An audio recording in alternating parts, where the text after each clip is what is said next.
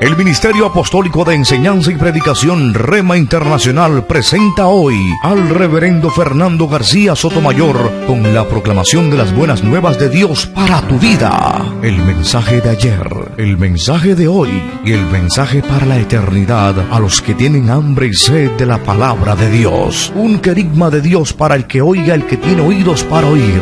Escuche el dabar del Eterno a las naciones. Ahora es el tiempo para recibir el rema del Espíritu Santo a tu espíritu. Escuchemos con fe la memra del Señor para el alma.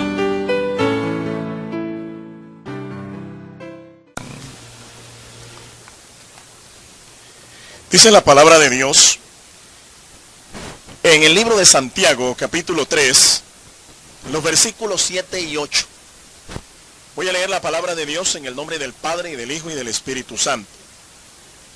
El libro de Santiago, capítulo 3, versículos 7 y 8.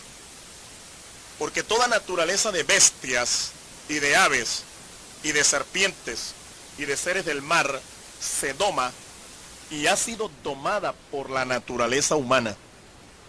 Pero ningún hombre puede domar la lengua, que es un mal que no puede ser refrenado, llena de veneno mortal. Amén. Dios nos bendiga por esta palabra. El título de esta disertación: lenguas que queman. Lenguas que queman. El mundo romano conocía los peces mansos en los estanques situados en los atrios de las casas. Era inclusive una cuestión de estatus el que cada romano en la antigüedad tuviera en su casa un acuario, un estanque con peces mansos y que adornaban su casa. Y repito, era un asunto de estatus. No todo el mundo tenía la facilidad de tener un estanque, un acuario en su casa. Quien lo tenía era porque pertenecía a un estatus socioeconómico más o menos alto. La habilidad de algunos hombres para pescar y domesticar estos animales hacía posible tener los acuarios en sus hogares. Cada romano se preciaba inclusive de tener la especie más rara allí en su estanque, en su acuario. Y entre más rara fuera la especie, pues más estatus ganaba. En los templos romanos se deslizaban serpientes, símbolo del dios Esculapio, siendo consideradas estas serpientes una encarnación de su dios. Para los que no saben, una serpiente es el símbolo del dios Esculapio, el dios de la medicina. Todo romano sabía eso. Y no solamente los romanos, los griegos también lo sabían. Esculapio era el dios de la medicina y su símbolo es una serpiente. Si usted puede mirar en los escudos de cualquier facultad de medicina, de cualquier universidad en el mundo, ¿qué tienen pintado en ese escudo como símbolo de la medicina? Usted va a encontrar un par de serpientes que están allí enroscadas. Ese era el dios de la medicina, llamado Esculapio, y su símbolo era ese. Por supuesto, esto no es más que una vulgar imitación del verdadero Dios que sana, del verdadero Dios que provee a su pueblo sanidad. Nuestro Dios, el Dios sanador, Jehová Rafa, Jehová el que sana, el sanador. El diablo siempre ha tratado de imitar la obra de Dios, pero cuando usted está en el Señor, usted no puede ser engañado con imitaciones que parecen que fueran el original.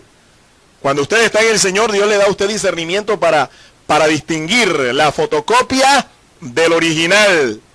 Alabado sea el nombre del Señor. Los enfermos dormían por las noches en el templo de Esculapio, y si una serpiente se deslizaba sobre uno de ellos, eso era considerado así como el toque de la sanidad de Dios.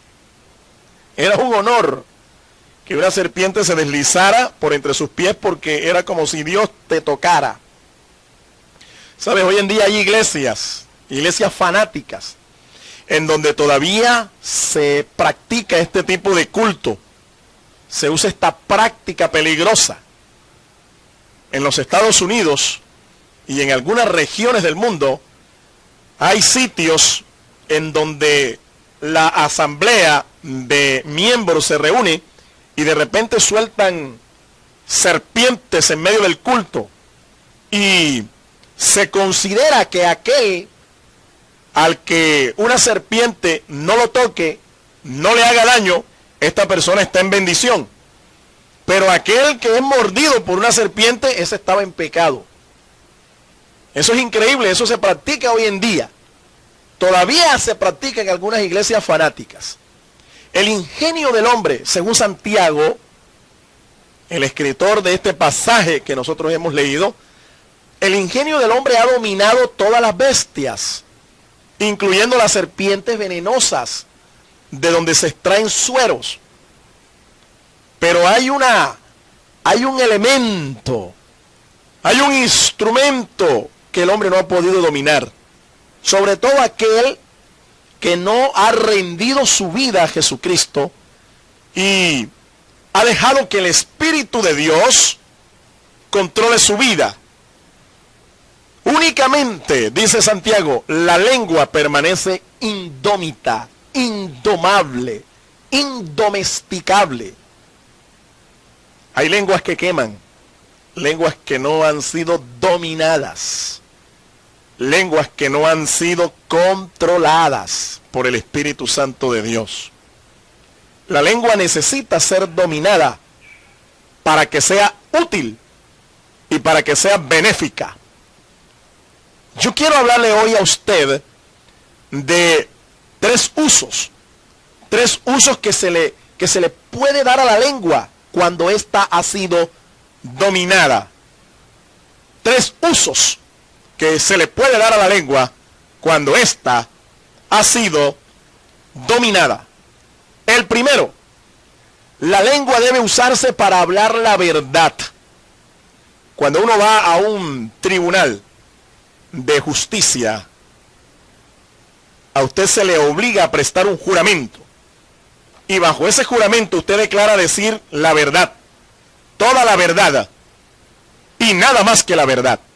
Y si usted falla en decir la verdad, usted puede ser acusado de perjurio, un delito por el cual usted puede pagar una pena. Por eso, es importante que nosotros entendamos que en los tribunales o fuera de ellos y en donde quiera que nosotros vayamos, tenemos que hablar la verdad. Sobre todo cuando usted es de Jesucristo. Somos hijos del Señor y como tal debemos hablar la verdad. Solo la verdad y nada más que la verdad.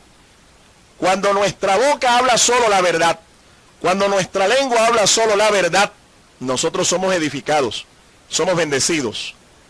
Alguien ha dicho, lo que pasa es que la verdad tiene muchos enemigos. Evidentemente, la verdad tiene enemigos. Entre ellos, la mentira en el corazón.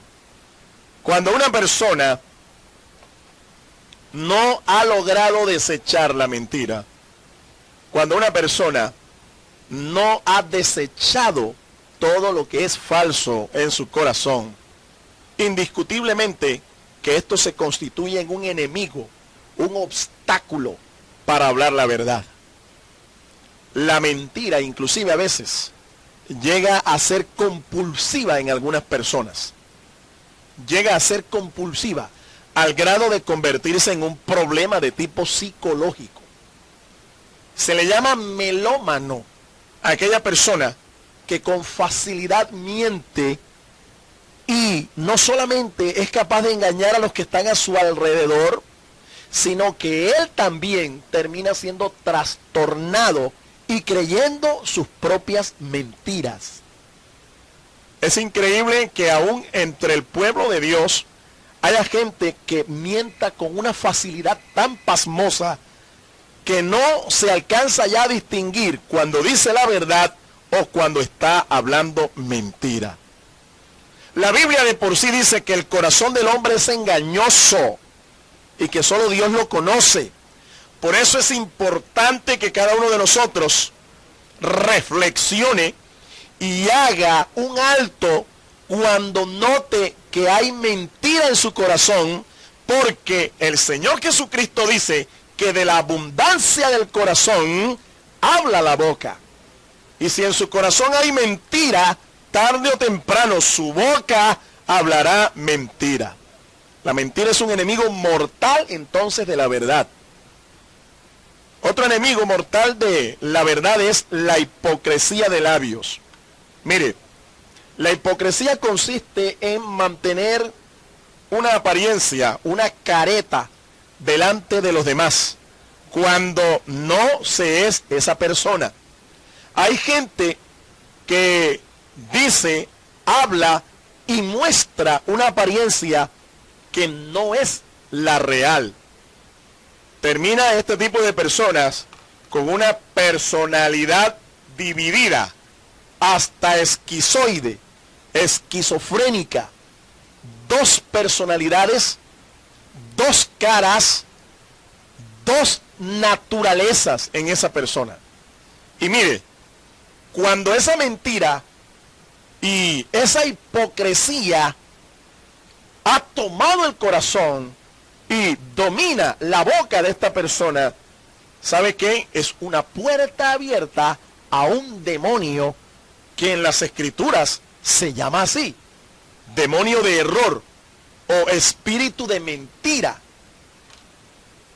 Una persona entonces hipócrita de labios, una persona que no habla la verdad, una persona que aparenta ante los demás ser alguien cuando en realidad es otra persona, una persona que es, como decían los antiguos, nuestros antepasados decían que era gente como el caimito, un plátano que tiene 4 bordes, 4 filos y 4 caras. Hay gente que es como el caimito, ¿sí? Tiene 4 personalidades. Cuando están en cierto contexto actúan como gente, de acuerdo al contexto en donde están. Pero cuando salen de ese contexto y se enfrentan a otro contexto social, cultural, allá son otros. Y en su casa son otros. Y en la iglesia son otros.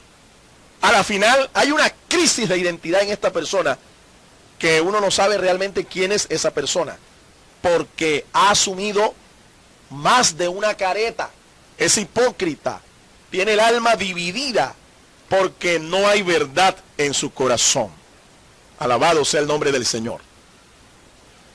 Es un enemigo mortal y tenemos que desechar la hipocresía, porque daña el corazón, daña la vida espiritual. Hablar verdad trae como resultado la libertad. Jesucristo dijo: y conoceréis la verdad, y la verdad os hará libres. Esto es palabra del Señor. De modo que cueste lo que cueste, pase lo que pase, usted tiene que ser un hombre que hable verdad, una persona que hable verdad. Usted tiene que ser libre en el nombre del Señor. Cada vez que usted habla verdad, usted se está liberando de una cadena de esclavitud. Usted se está liberando de una cadena de mentira y de hipocresía. Porque la verdad que fue encarnada en la persona de nuestro Señor Jesucristo es la que te hace libre. En segundo lugar, debe usarse la lengua para edificar al prójimo.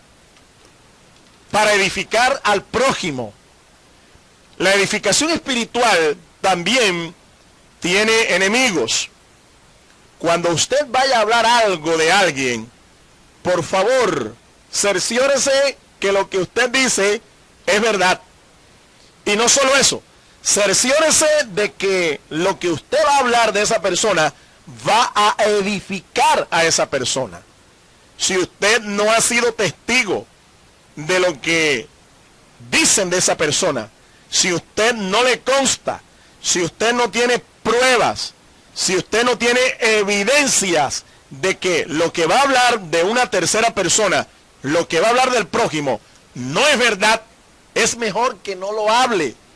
Y si va a hablar algo del prójimo, hable bien, hable lo bueno, para edificar. Por supuesto que la edificación tiene también enemigos.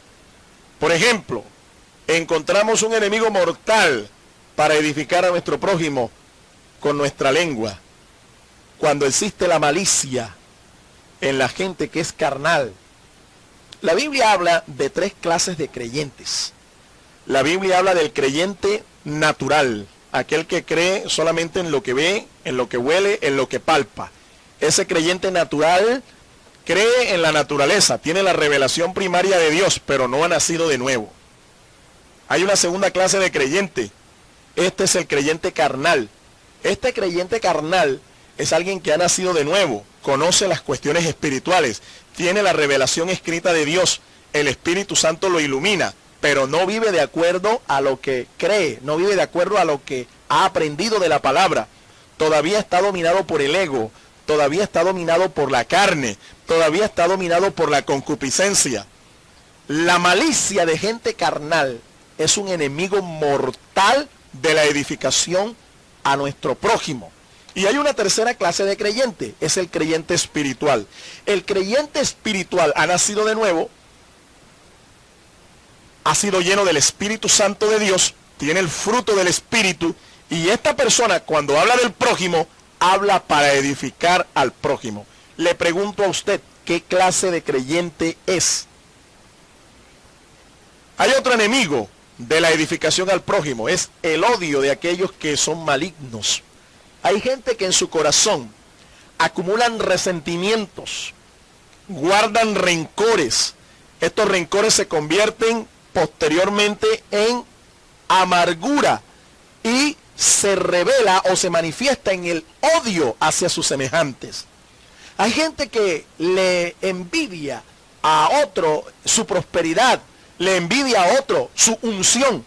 Hay ministros que le envidian a otro su iglesia, su ministerio, su capacidad, su gracia, cuando en realidad debieran gozarse con aquellos a los cuales Dios bendice y buscar en el Señor, buscar también esa bendición, esa gracia, ese talento para edificar, para bendecir a otros a través de su ministerio.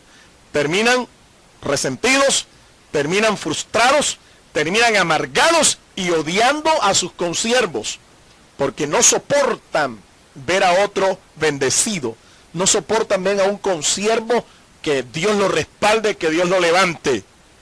El odio de aquellos que son malignos, ¿sabe? La Biblia dice que aquel que es del diablo, aquel que es del maligno, odia a su hermano, aunque con sus labios lo disimula. Sin embargo, tarde o temprano se manifiesta este fruto.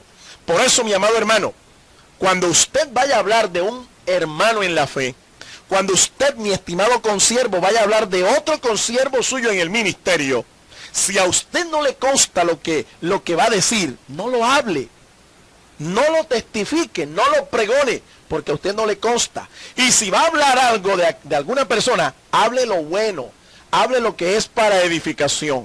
Alabado sea el nombre del Señor.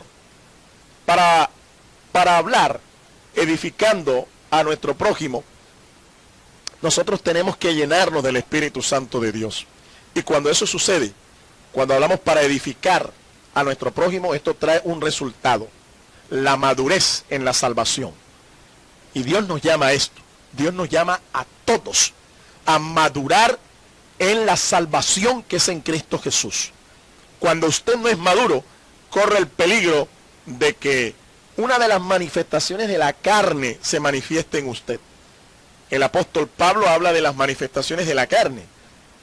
En la carta a los Gálatas, en el capítulo 5, el apóstol menciona: manifiestas son las obras de la carne, que son adulterio, fornicación, inmoralidad.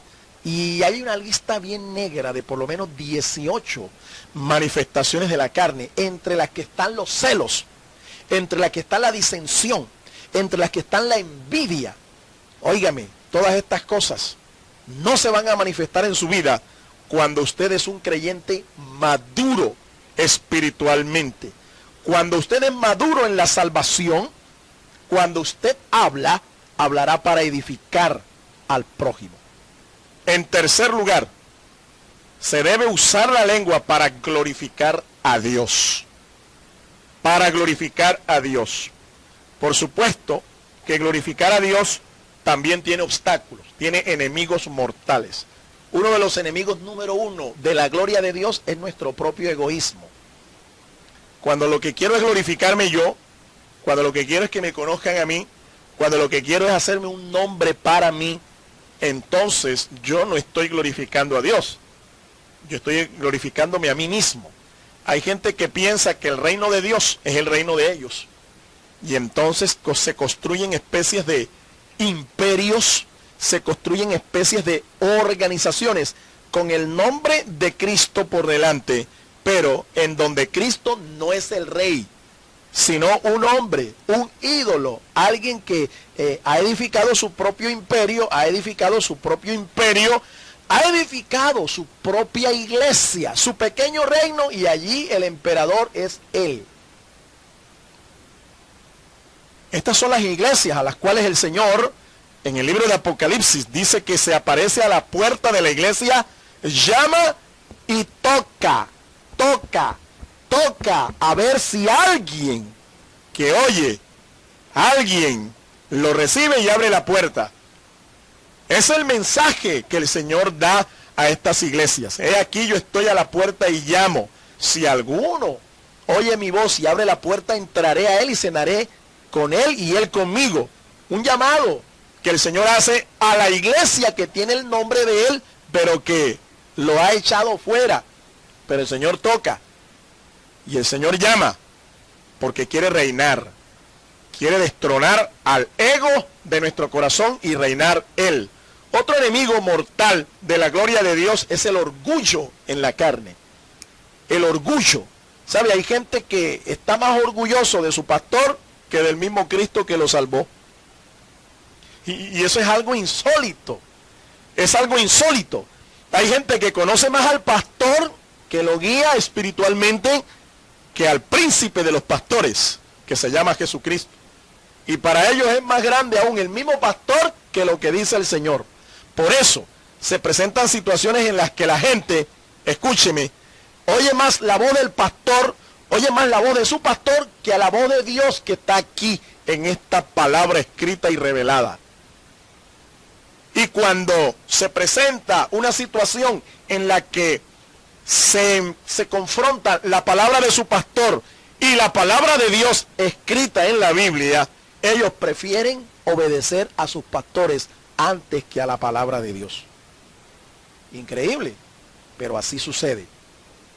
Y eso sucede cuando hay orgullo carnal. La vanagloria de la vida es otro enemigo de la gloria de Dios. Hay gente que está más interesada en los favores que esta vida terrenal le puede ofrecer. Hay gente que está más interesada en crearse un nombre. Hay gente que está más interesada en las cosas vanas y temporales de esta vida. Pero recuerde lo que Jesús dijo: ¿de qué le sirve al hombre ganar todas las riquezas, todos los reinos de este mundo y perder su alma en el infierno? ¿De qué le sirve? No le sirve absolutamente de nada. Por eso es preferible amar a Dios y hacer su voluntad, porque el que ama a Dios por encima de las cosas de este mundo, de la vanagloria de esta vida, ese verá la gloria de Dios un día. La vanidad del mundo también es un enemigo de la gloria de Dios. Este mundo ofrece cosas vacías, cosas vanas, cosas temporales. Por supuesto, las disfraza como cosas fenomenales. Las disfraza de un vestido muy atractivo. Pero usted tiene que abrir los ojos. Por eso tiene que pedirle al Señor discernimiento espiritual, para que usted pueda entender que el mundo a usted no le puede ofrecer nada bueno. Que lo único bueno, que toda dádiva y todo don perfecto desciende de lo alto del Padre de las luces, en el cual no hay mudanza ni sombra de variación. Solo Dios te ofrece lo bueno. Mira, cuando el diablo inclusive, que es otro enemigo de la gloria de Dios, te ofrezca cosas buenas, entiende que a la final el diablo te pasará la factura y te la pasará con intereses, porque así paga el diablo a quien bien le sirve. Tú no puedes confiar ni hacer tratos ni concesiones con este mundo ni con el diablo, porque las pérdidas serán mayúsculas. Las pérdidas serán mayúsculas. Sin embargo, hay gente que dice que no se convierte al Señor porque es mucho lo que tiene que dejar, que es mucho lo que tiene que abandonar, que es mucho lo que tiene que perder.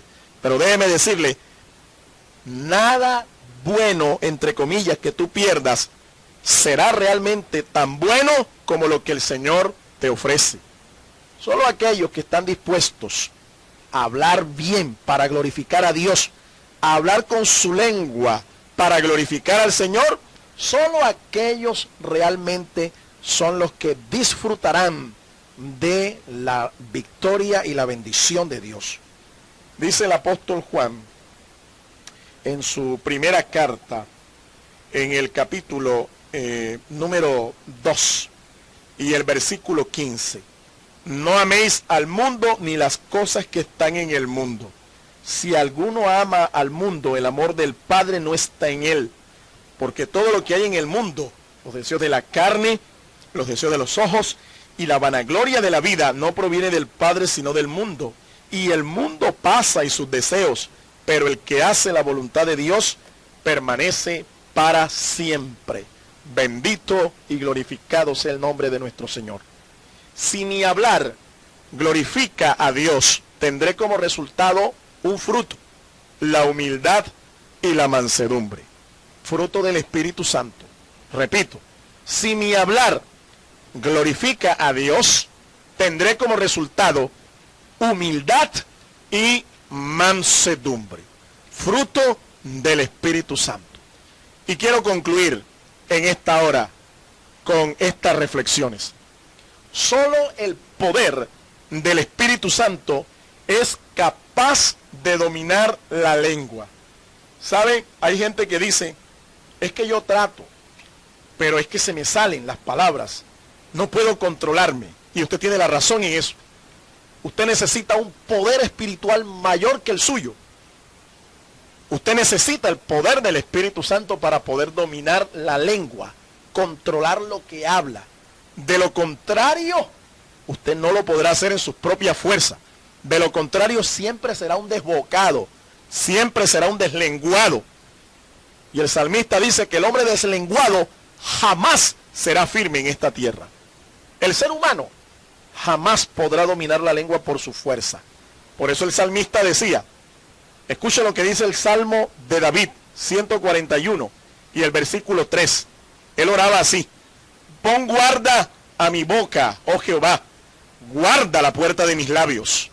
Mire, el salmista David reconoció que por su fuerza propia no podía controlar. Por eso le rogaba a Dios que pusiera un guardián ahí en nuestra boca. ¿Sabe cuál es el mejor guardián en nuestra boca? El Espíritu Santo de Dios. Cuando tú entregas tu lengua al Espíritu Santo, sabes lo que hablarás será la verdad.